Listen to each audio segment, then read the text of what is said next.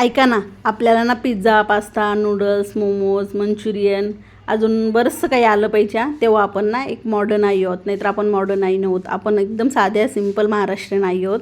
असं मी नाही हो, माझे नमुने म्हणतात. मग काय म्हणलं, चॅलेंज एक्सेप्टेड. आता सांगा म्हणलं काय खायचं आहे तर म्हणली काय आता पास्ता. मग पास्ता काय म्हणलं चालते. मग मार्केटमधून पास्ता घेऊन आले. एक प्लेटभर पास्ता ना शिजायला टाकला आहे, एक ग्लासभर पाण्यामध्ये. त्यामध्ये मीठ आणि थोडंसं खायचं तेल टाकलं, आपलं गोडं तेल. त्याला ना 80-90% शिजून घेतलं. एक कांदा आणि लसूण नाही का ना चिरून घेतला. इकडे काय केलं, 4 टोमॅटो आणि थोड्याशा मिरच्या उकळून घेतल्या. अगदी 15 मिनटं उकळून घ्यायच्या साल्टे निघेपर्यंत. त्याचे साल्टे काढून मिक्सरमध्ये ग्रेव्ही करून घ्यायची.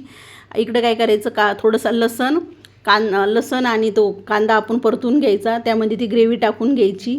आता ना ती ग्रेव्ही थोडीशी परतून द्यायची आणि red chilli sauce, green sauce आणि पास्ता सॉस आणि आपला किसनचा जाम हे टाकून थोडीशी साखर टाकून परतून घ्यायचा.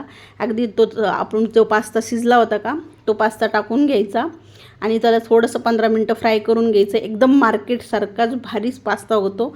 आपल्याला कोणी चॅलेंज नाही करायची. आवडला असेल तर ना लाईक करा आणि सबस्क्राईब करा की.